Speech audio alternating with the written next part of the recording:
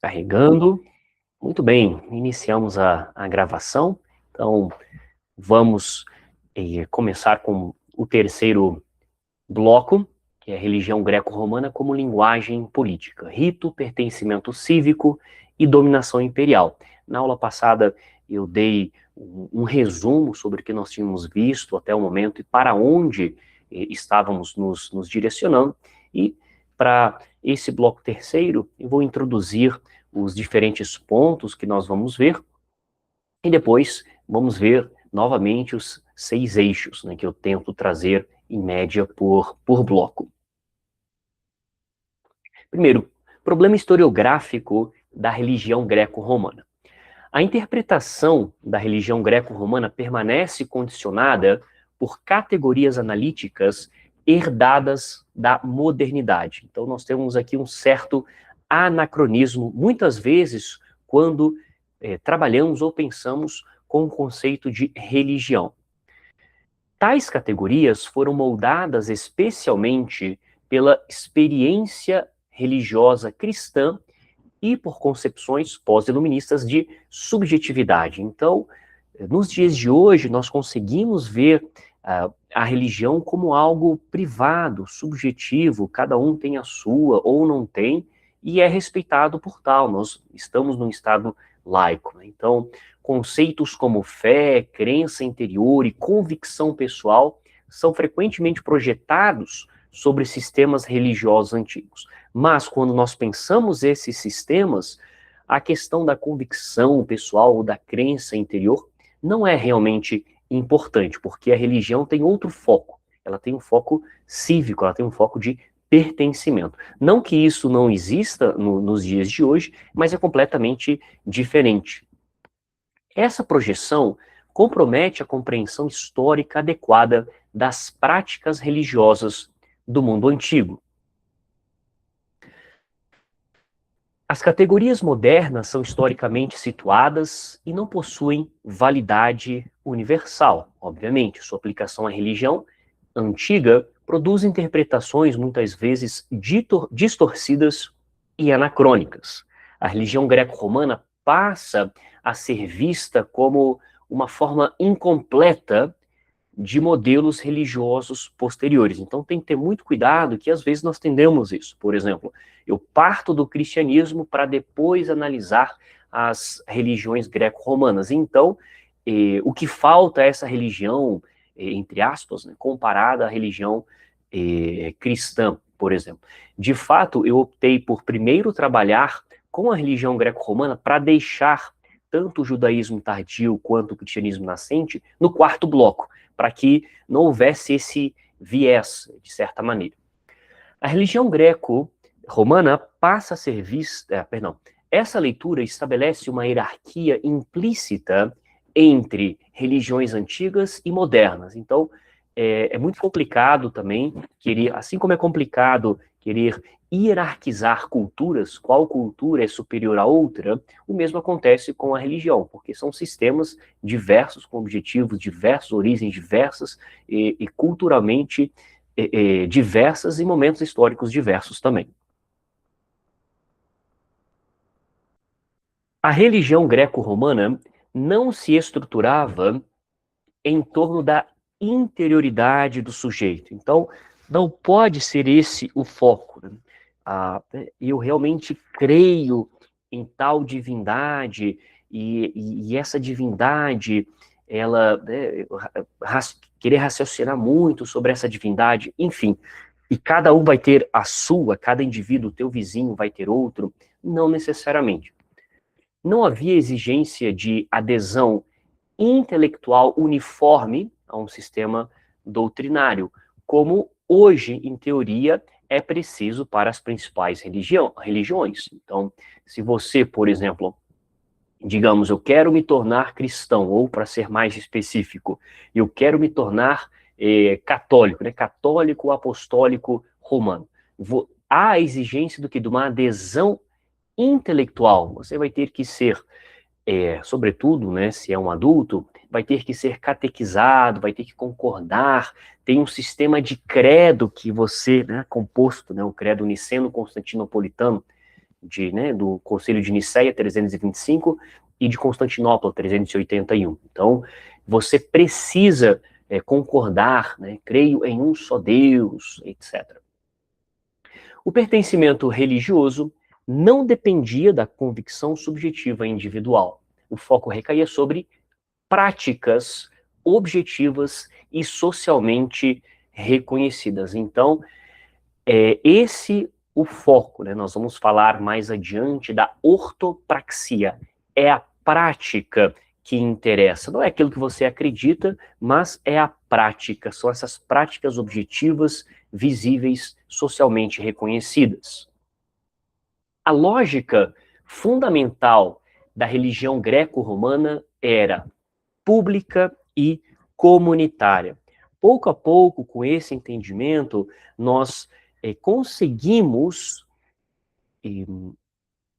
enfim, entender um pouco melhor a questão das perseguições aos cristãos, porque não é que uma religião estava sendo perseguida por uma crença subjetiva pessoal, era uma ameaça vista desse ponto de vista, era uma ameaça pública e comunitária, porque retirava daquelas pessoas o pertencimento cívico ao grupo e até o desafiava.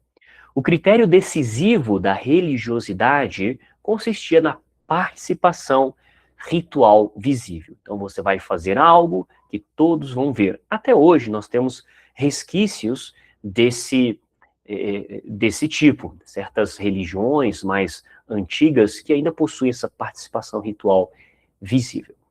A prática religiosa era definida pela execução de ritos socialmente prescritos. O ritual estruturava a relação entre comunidade e divindade.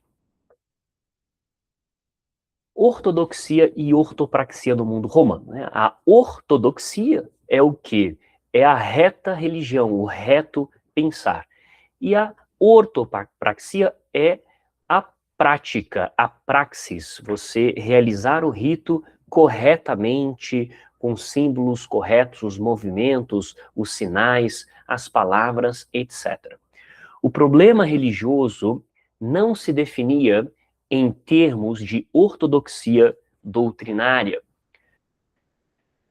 da antiguidade. Né? A ortopraxia constituía o princípio central da religiosidade antiga. A ortopraxia era mais importante do que a ortodoxia. O elemento decisivo era a execução correta do ritual.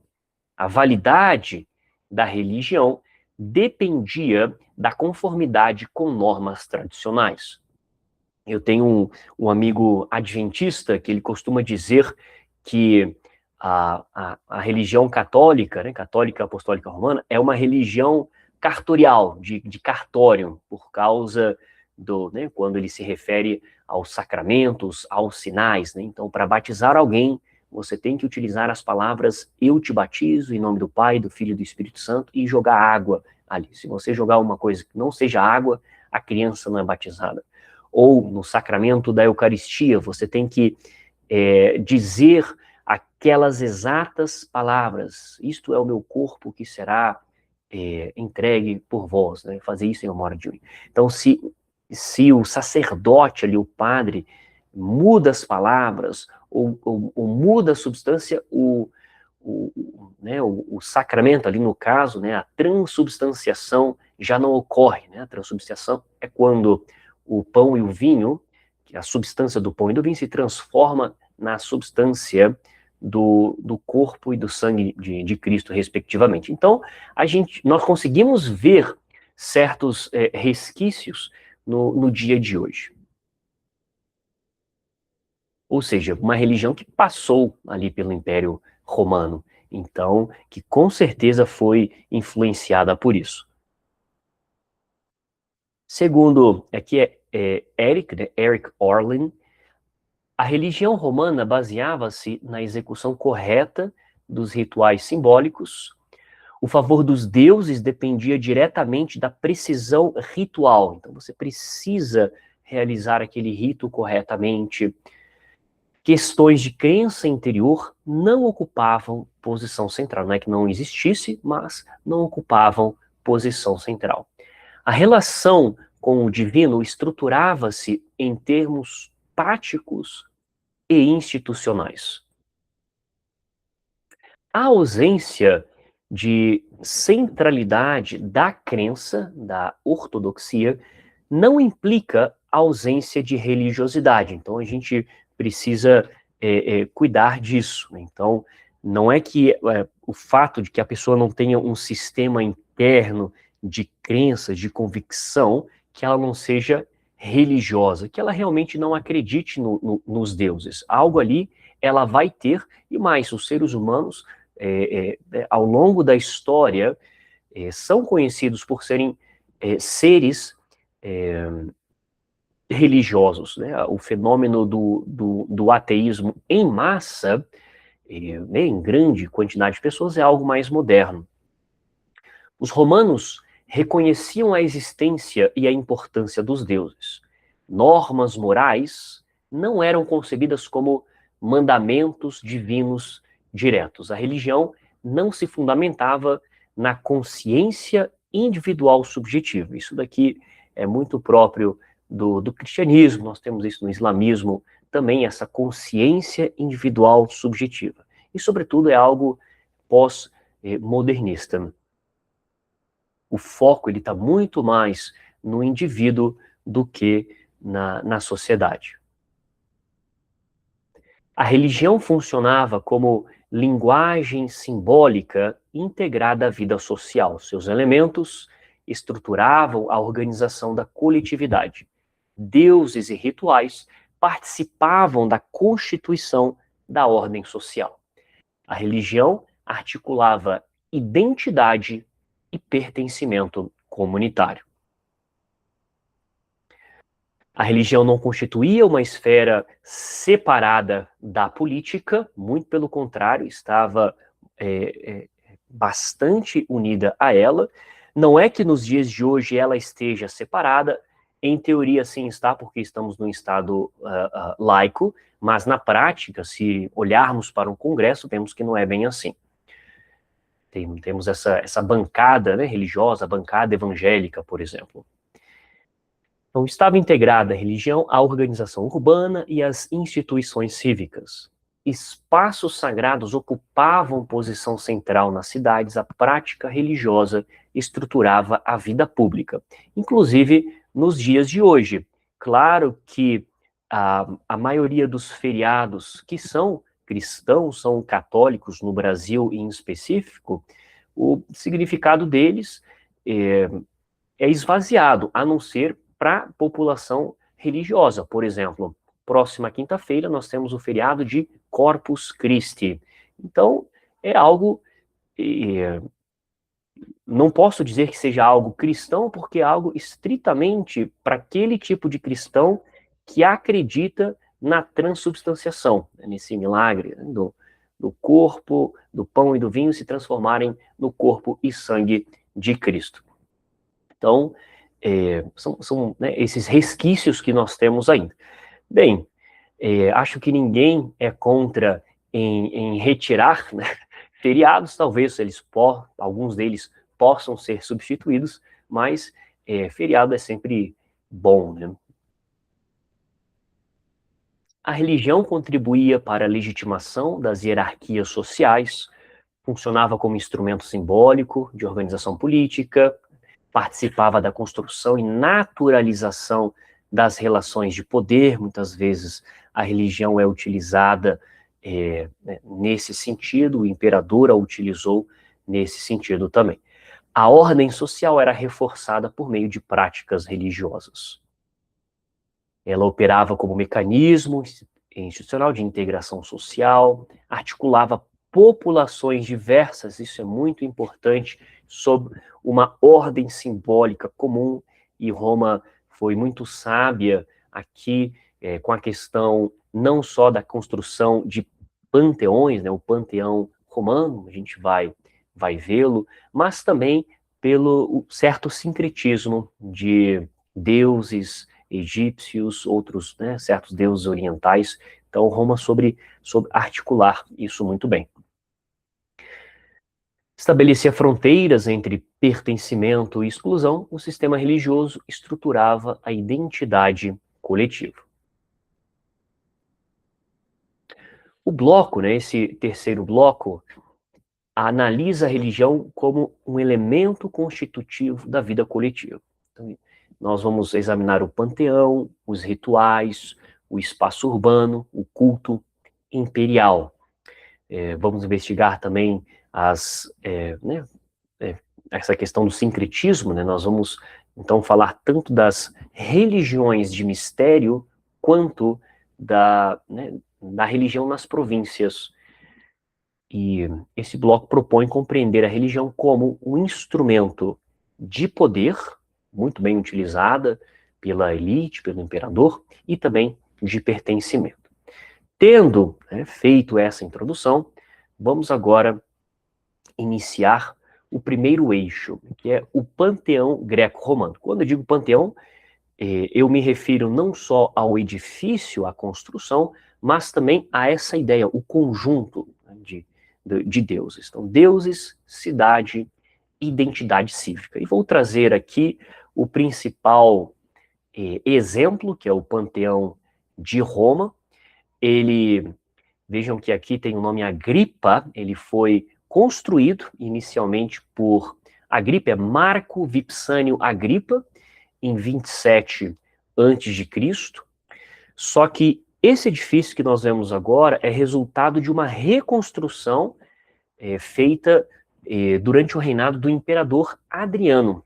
Foi ali entre 118 e 125 depois de Cristo. Então, inicialmente, nós temos aí Agripa construindo em 27 a.C.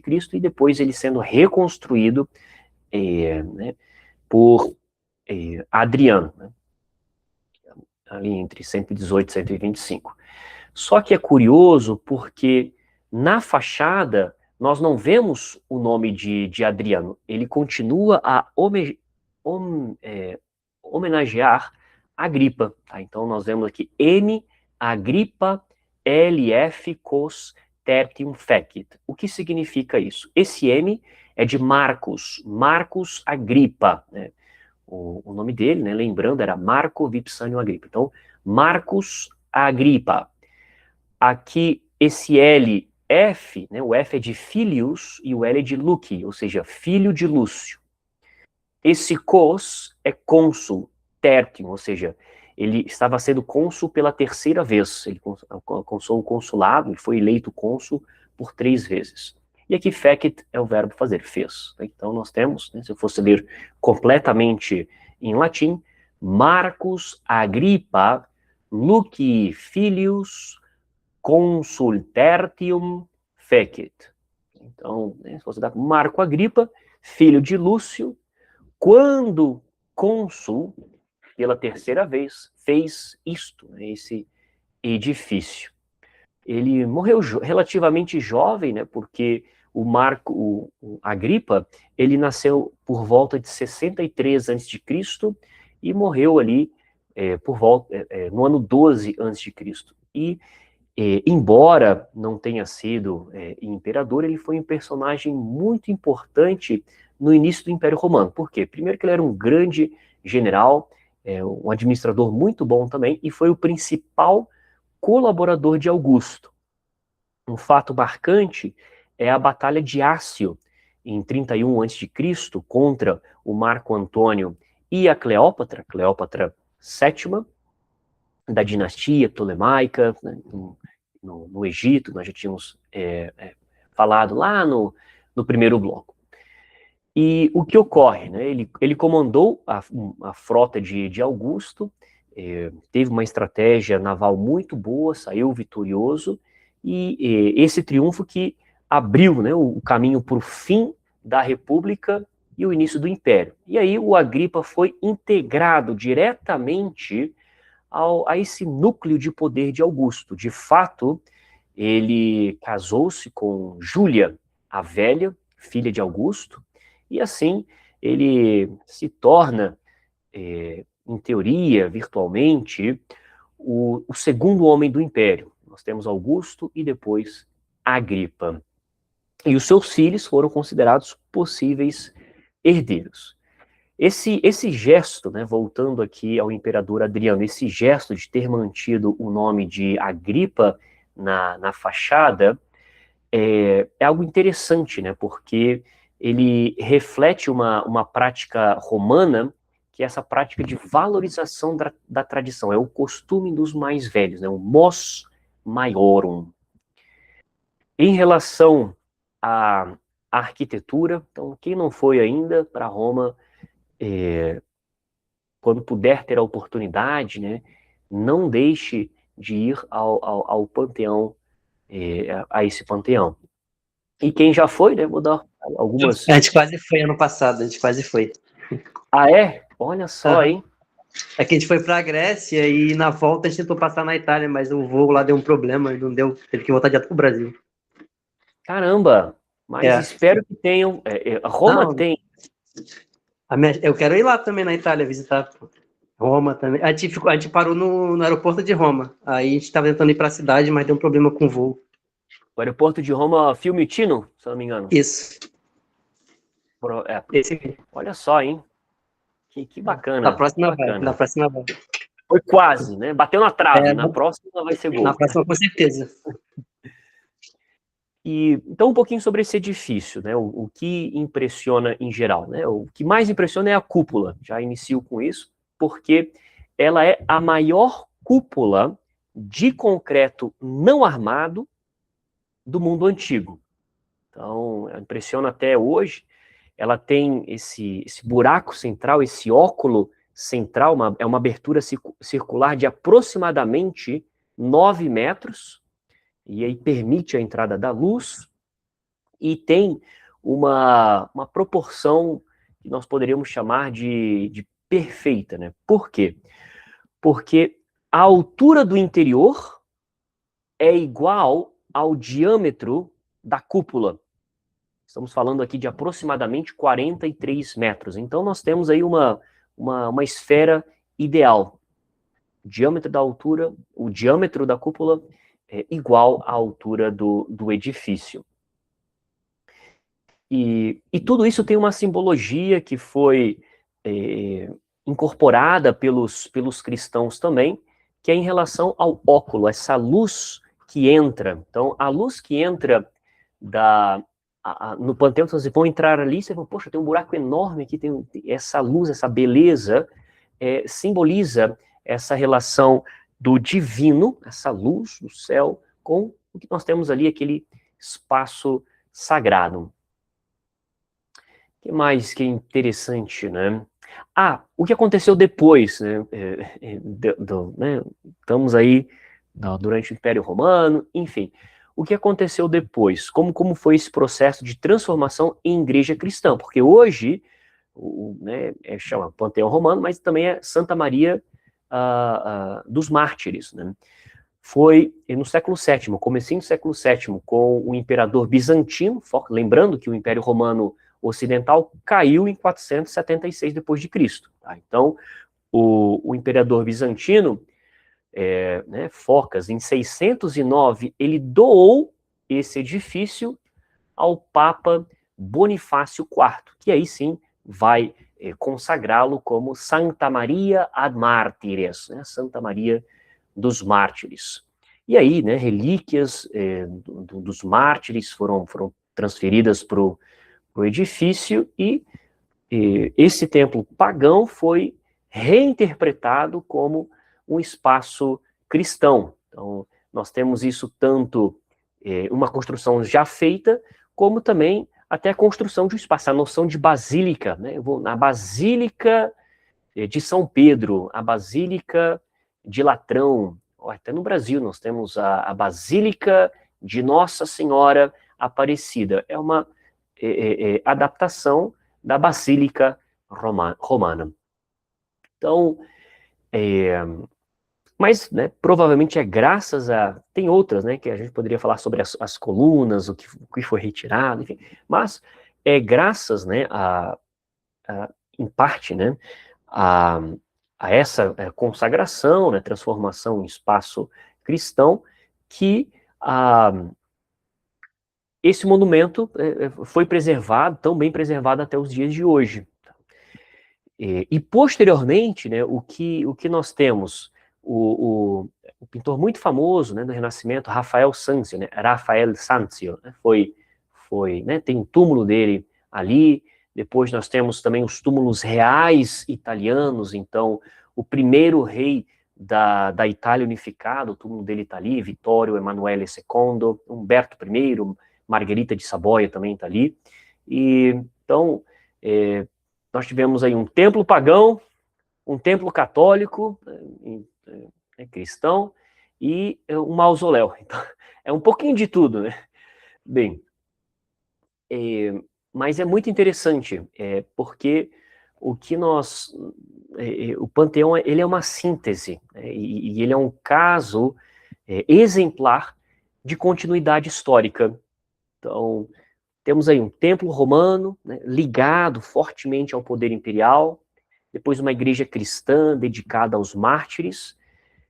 Também, claro, vemos isso uma obra-prima da engenharia antiga, enfim, né, depois mausoléu, né, sobretudo esse testemunho material dessa transição de um mundo pagão para o mundo cristão. É claro, poderia ter essa terceira fase, né, que a República Italiana. Unificação, a Itália como, né, novamente, né, a Península Itálica como unificada, né, sob o mesmo governo. O panteão greco-romano é frequentemente descrito como um conjunto... Quando eu falo aqui panteão greco-romano, pessoal, eu estou falando dos deuses, da visão dos deuses, não é mais o edifício, né? Ali eu coloquei o edifício só para ilustrar. É frequentemente descrito como um conjunto heterogêneo e desordenado. Essa interpretação resulta da percepção de múltiplas sobreposições históricas e incorporações culturais. Tal leitura tende a obscurecer a lógica interna do politeísmo antigo. Então, tem uma lógica interna e nós vamos tentar adentrar essa lógica interna. O sistema divino possuía coerência estrutural própria. O panteão organizava-se como uma rede relacional estruturada. Cada divindade ocupava funções específicas e delimitadas. Essas funções correspondiam a esferas concretas da experiência humana. A multiplicidade divina expressava uma forma específica de compreensão do mundo. Os deuses não eram concebidos como entidades universais exclusivas, cada divindade estava associada a domínios específicos da existência. Vou tentar, no próximo slide, trazer uma imagem para vocês para mostrar isso, né, como cada um tinha um domínio específico. Esses domínios incluíam guerra, agricultura, justiça, sexualidade. A religião distribuía simbolicamente as forças que estruturavam o mundo. Bem, que é um desenho, né, mas enfim, o que mais temos aí são imagens, né? Eu trouxe aqui, né, imagens dos Olympian Gods, né, os deuses olímpicos. Então, nós temos aqui Zeus, né, que para os romanos é Júpiter. Então, digamos assim, qual é a sua função? Né? É o rei dos deuses, o governante do Monte Olimpo. Cada um vai ter os seus símbolos também, né? Quais são os seus símbolos? Né? É o raio, que aparece aqui. Ele pode ter também a águia, carvalho. Ao seu lado temos Hera, né? Que é, para os romanos, a Juno, rainha dos deuses, deusa do casamento, da maternidade. Então, os símbolos dela, né? Nós temos, né? Eu posso ter o pavão, a vaca, aqui ela tem na mão, ó, é outro símbolo, que é a romã, que simboliza a fertilidade, e foi adaptado também pelos cristãos, tá? Se vocês forem, né, pessoal que é do Rio, a nova catedral né, no Rio de Janeiro, que parece um balde invertido, enfim, não sei, né? vocês vão ver ali o símbolo da romã, próximo ao altar, que simboliza a fertilidade. Eu não sei como os cristãos adaptaram essa questão da fertilidade em específico. Obviamente aqui, para a Hera, né, para Juno, é a geração de filhos. Nós já vimos como era algo muito importante para os romanos. O que se esperava de uma mulher romana, entre outras virtudes, características, mas, enfim, é algo que foi adaptado também. Aqui nós temos, ao lado de Hera, Atena, que para os romanos é Minerva, né, a deusa da sabedoria, dos ofícios, da estratégia militar. Então, ela tem, né, como símbolos, né, de Atena nós temos a oliveira, aqui tem um arco e flecha também, né, e o mocho, né, né, que alguns chamam de coruja, é símbolo dela também, dessa sabedoria. Depois, o que mais, né? Deixa eu olhar aqui que aparece a imagem maior para mim. Aqui ao lado, né, Apolo, Apolo, né? Os romanos chamam Apolo também, que é o deus do sol.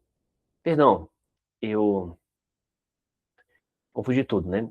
A, Atena tá aqui na ponta, né? Então, ela tem, né? Aqui não tem nem oliveira, não, mas ela tá né, com o escudo e com o cajado dela, né? Tá sexta à noite, né? Então a gente já tá viajando. Aqui do lado, porque aparecem duas imagens para mim, uma mais menor, né, que eu vejo, e outra maior. Vou olhar aqui na maior para não me perder. E aqui o Apolo. Né? Então, né, com o arco, que é o símbolo próprio de Apolo, tá? Ele tem também a lira, tá? É o deus do sol, das artes, da profecia, do tiro com arco, né, do arco e flecha. Depois, aqui ao lado de Zeus, nós temos a deusa Hestia, para os romanos a deusa Vesta, que é, né, a deusa virgem do lar, da lareira, e de fato, né, nós temos aqui a lareira, que é o símbolo dela, nós temos as vestais, as virgens vestais, que não poderiam deixar que o fogo fosse apagado, enfim. Depois, ao lado dela, nós temos Deméter, que para os romanos é a deusa Ceres, é a deusa da agricultura, aí vem os cereais, né? Então ela tem como símbolo a papoula, né? Os cereais, né? Fazem parte do seu símbolo. Depois Afrodite, né? Tá com um espelhinho aqui, enfim. A Afrodite é Vênus para os romanos, é a deusa do amor, da beleza e também da sexualidade. Então, como símbolo, ela vai ter, né, a pomba, o espelho. O que mais? Aqui nós vamos ter Ares, então, que para os romanos é o deus Marte, que é o deus da guerra. Então, normalmente o símbolo dele vai ser uma lança, como animal, né, o símbolo é o javali. Depois nós vamos ter Hermes, aqui, né, para os romanos é o Mercúrio. Aí vem, né, na quarta-feira, né, no italiano é mercoledì, né, ou para os espanhóis, né, é miércoles, né, o dia do deus Mercúrio, que é o mensageiro dos deuses, é também o deus do comércio. Então, como símbolo, né, ele vai ter aqui o caduceu, né, essas botas com asas. E que mais? Nós temos aqui o Hefesto, né, para os romanos é o deus Vulcano, né, é o ferreiro dos deuses, é o deus do fogo, da metalurgia. Então aqui o símbolo, né, vai ser o martelo ou a bigorna. O fogo também é seu símbolo. Depois, né, falta, né, temos mais dois aqui, né? Nós temos Poseidon, para os romanos é Netuno, deus dos mares. Então, como símbolo, né, ele tem um golfinho, também o tridente. E aqui a 12ª deusa é Ártemis, que para os romanos é a Diana, dos deuses olímpicos, que é a deusa da caça, das florestas, da vida selvagem. Então, ela tem como símbolo o arco, o animal, o veado também é o seu símbolo. essa é a única, esses são, né, os 12 deuses olímpicos, essa é a única versão que existe? Não, tá? Não sei se alguém até sentiu falta, né? Onde está aqui o Dioniso, né, que para os romanos é o Baco, né? Que é, né, é o deus do vinho, do teatro, enfim. Depende da versão. Essa é uma versão, e a outra versão na qual a deusa Hestia, né, tá aqui, ó, né, o Vesta, ela é substituída como deusa olímpica por Dioniso ou Baco, para ter os 12 deuses olímpicos. Tá? Lembrando que antes dos deuses olímpicos, nós temos os deuses pré-olímpicos, que são os titãs. Então, por exemplo, né, o Cronos, que o nome romano é Saturno, que é né, o deus do tempo, é o pai de Zeus. Aí nós temos também a deusa Reia, para os romanos é a Ops, que é a deusa né, da titã da maternidade. Temos o Oceano, que é né, o titã dos oceanos. E muito interessante, uma que continua ativa, né, que é a Têmis. Então, os romanos também falam Têmis, que é a deusa da justiça. Tem uma titã também, relacionada à memória, que é a Mnemósine, né, que para os romanos é a memória, né, Mnemósine. E, então, eu tenho né, os deuses olímpicos, antes eu tenho os titãs, e algumas divindades primordiais que seriam até mesmo anteriores a esses titãs, né? Então, basicamente, são 5, né? Então, o caos, que seria a origem de tudo, né? O deus primordial, a Gaia, né? Para os romanos é a terra, né? Terra, deusa terra. Depois nós temos o Urano, que para os romanos né, é o céu, né? O Cailo, né? O deus Urano. Então, se nós temos aí né, o caos, né, que é né, da origem de tudo, vem do caos. Nós temos na Terra, né, que é a Gaia. Nós temos no céu, que é o Urano, falta o quê? O deus do abismo, que é o Tártaro, né, essa entidade né, do Tártaro. E depois temos essa força de atração né, mais arcaica, essa visão mais arcaica, que é o Eros, ou Amor. Então, esses são aí né, um pouquinho sobre os deuses romanos, ou quando eu mencionar panteão, né, o panteão greco-romano, é a isso que eu estou me referindo. Eu vou trazer algumas outras, né, vamos falar sobre religiões de mistério, vamos falar sobre né, o sincretismo, mas basicamente é isso, quando nós falamos sobre religiões, o panteão romano. A distribuição funcional das divindades não produzia contradição interna. O sistema permitia múltiplas formas de interpretação religiosa. Comunidades podiam enfatizar diferentes divindades conforme suas necessidades. Essa flexibilidade não comprometia a unidade do sistema religioso. Então, cada comunidade vai enfatizar a uma divindade em específico. Então, isso é recorrente no Mediterrâneo Antigo. Claro, sobretudo Grécia, Roma, enfim, não vamos considerar os judeus e posteriormente os cristãos. O politeísmo não exigia uma uniformidade teológica, não havia imposição de um corpo fixo de crenças. O reconhecimento prático das divindades era o elemento central. Então, essas são as divindades, cada uma delas vai ter as suas funções, e é isso. A religião operava como linguagem simbólica compartilhada. A religião permitia à comunidade interpretar o mundo. Funcionava como forma de autorrepresentação coletiva. Nós vimos ali diversas imagens, diversos símbolos, diversas funções. Isso, de certa maneira, permitia né, a comunidade ver o mundo. O sistema religioso articulava valores sociais e políticos, a prática religiosa estruturava a identidade comunitária. E aqui eu gostaria de falar um pouquinho sobre o caráter cívico do panteão. O repertório divino organizava-se em relação à cidade. Cada polis ou cada cidade romana possuía seu próprio sistema cultual. Os deuses estavam associados à história e ao território urbano. O panteão constituía elemento fundamental da identidade cívica. E aqui eu trouxe para vocês, imagino já estejam reconhecendo, uma imagem do Partenon, o Parthenon, que é um templo dedicado à deusa Atena, virgem, né?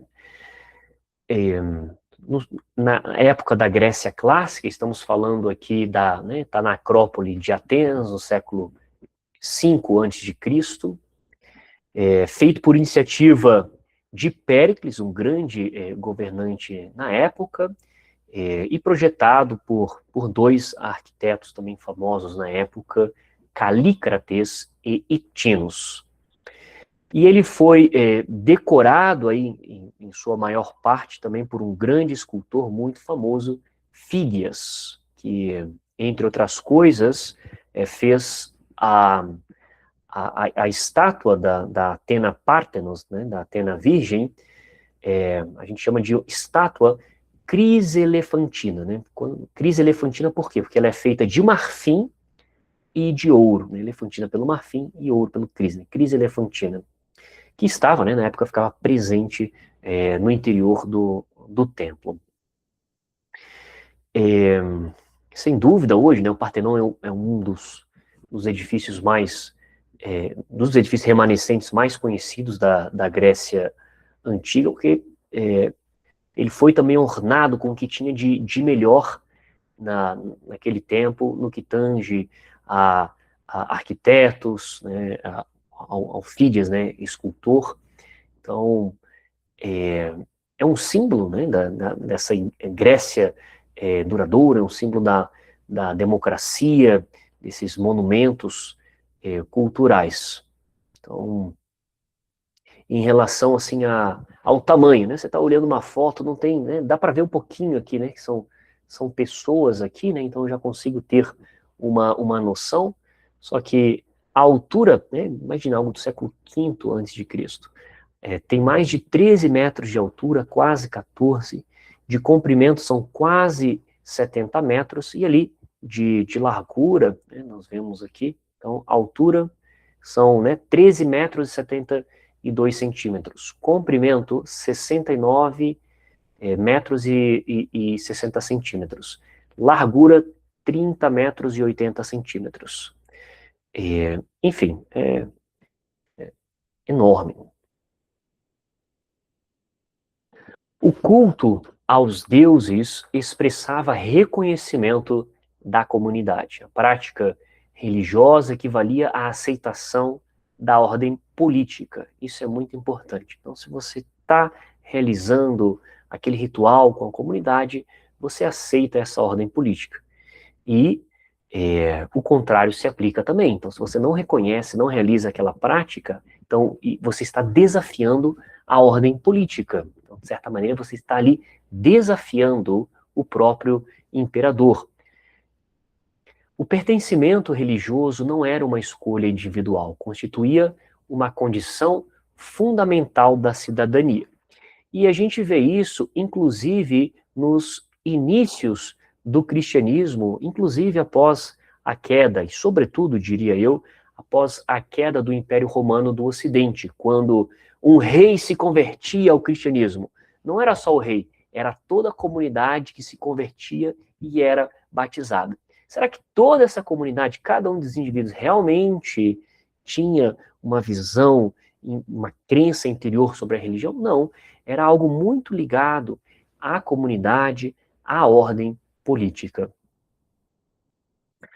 A religião materializava-se na organização física da cidade, obviamente, né? Vejam todos esses monumentos que nós, né, mencionamos, ou que eu mostrei, isso, né,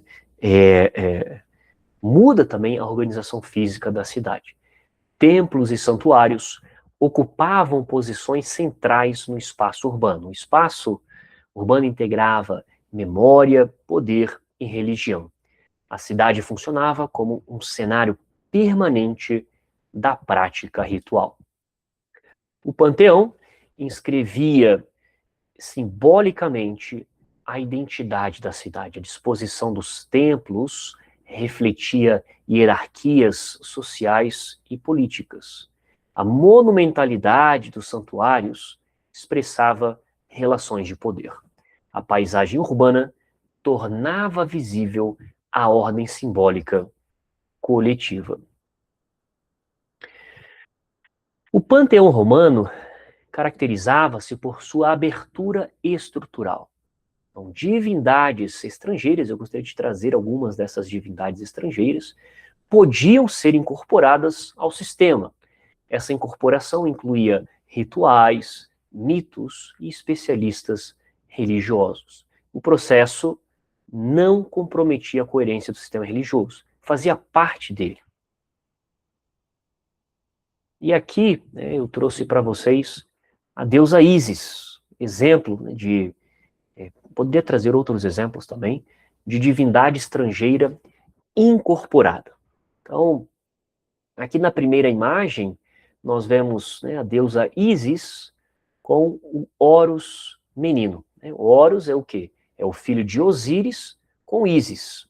Nós não sabemos quem é o artista, obviamente é do Egito. E para os antigos egípcios, a deusa Ísis era o quê? Era o modelo de esposa e mãe fiel. Então, diríamos, poxa, então é como se ela fosse Hera, né? Como se fosse Juno. Não só isso, por quê? Além de uma poderosa maga. Então, assim como o rei do Egito era associado a Horus, já em vida, né? Em vida o rei era associado a Horus, e na morte, né, ele era associado a Osíris. Então, da mesma maneira, as rainhas do Egito eram associadas a Ísis. E as suas representações visuais apresentam semelhanças com a deusa. Então, né, por exemplo, né, ambas, tanto a deusa Ísis como, né, rainhas do Egito, podem ser retratadas usando o adorno de cabeça em forma de abutre, como mostrado aqui. É um adorno na cabeça, né, em forma de abutre. A coroa, né, você vê que ela tem ali, né, uma coroa, tá, composta por um disco solar. Na verdade, né, tem aqui e depois tem essa coroa, né, então aqui está, né, a questão do abutre, depois tem aqui o disco solar, e aí nós vamos ter esses chifres, né, são chifres bovinos, que originalmente pertenciam a Hathor, mas que foi assimilada por Ísis. Então, de quando é essa imagem? Tá? Olha, de aproximadamente o século VII a.C., então ali entre 680 e 640 a.C., bronze, né, tem, né, alguns vestígios de incrustação em prata, então provavelmente tinha prata ali também, mas né, estamos falando aqui de né, uma altura de 61 centímetros. Onde está isso? Né? Por curiosidade, não está na Europa, está nos Estados Unidos, né, em Baltimore. Depois, na segunda imagem, eu trouxe aqui ruínas do templo de Ísis, só que não é do Egito. Essas ruínas são em Delos, na Grécia. Olha só que interessante. Foi construído durante o período helenístico, aproximadamente aí o século II a.C., e nessa época, santuários dedicados a cultos importados, como é o caso de Ísis, né, importados do exterior, né, ela no caso do Egito, começaram a ser construídos em Delos. Então, esse templo estava localizado ao leste do teatro de Delos, né, e no lado leste da área do Serapeu. Tá? Então, depois tinha ali também um templo dos deuses egípcios, que foi concluído aproximadamente na mesma época. E, finalmente, aqui nessa terceira imagem, nós temos uma estátua de mármore de Ísis. A deusa está segurando uma sícula, né? Isso daqui é chamado sícula, é um instrumento musical que afasta as forças malignas. São instrumentos que eram, né, rituais utilizados em seu culto. Essa, né, é uma imagem aí do século II depois de Cristo, estamos falando de 117 a 138 depois de Cristo, e foi encontrada na Vila Adriana, chamada de Pantanello, né, região pantanosa, aproximadamente 30 quilômetros de Roma. Hoje, né, se encontra essa imagem nos museus capitolinos. Vejam que ela também segura aqui um pequeno jarro. Tá? Esse objeto aqui não é original, isso aqui é fruto de uma restauração. Tá? E eu chamei isso aqui de sícula, né, mas alguns chamam também de sistro, mesma coisa, instrumento musical. Ela, né, então, o culto, em outras palavras, o culto a deusa Ísis se espalhou pela Grécia, se espalhou por Roma. E isso, né, em grande parte, após, né, esse processo se iniciou no século IV a.C., com a conquista do Egito por parte de Alexandre o Grande. Então, ela, em relação à roupa que ela está utilizando aqui, é chamada de chiton, né, que é um estilo típico de vestimenta grega, e ela tem aqui um manto, se vocês perceberem, tá, que ele se amarra entre os seios, tá, e esse pedaço também é usado como véu para cobrir a cabeça. Tá? E essa cabeça dela aqui, ó, é bem pequeno, mas o que eu tenho aqui é um disco solar. Então, o mesmo disco solar que eu tenho nessa versão, eu vou ter aqui. Tá? Símbolo dela. Bem, esse primeiro ponto se alongou muito desse primeiro eixo, então eu vou terminar por aqui mesmo, no primeiro eixo. Na próxima aula a gente continua, tá? Então, já para finalizar esse primeiro eixo, né, nós temos o que? A incorporação religiosa, funcionava como estratégia de integração, identidades locais eram reconhecidas dentro de uma estrutura comum, o sistema religioso reforçava a ordem política romana. E o panteão operava como linguagem simbólica do império. Na próxima aula, nós vamos iniciar pelo segundo capítulo, o segundo eixo desse terceiro bloco, que é ritual, sacrifício e religiosidade cotidiana no mundo romano. Tá? Vou parar aqui a gravação e partir para as dúvidas, né, se houver.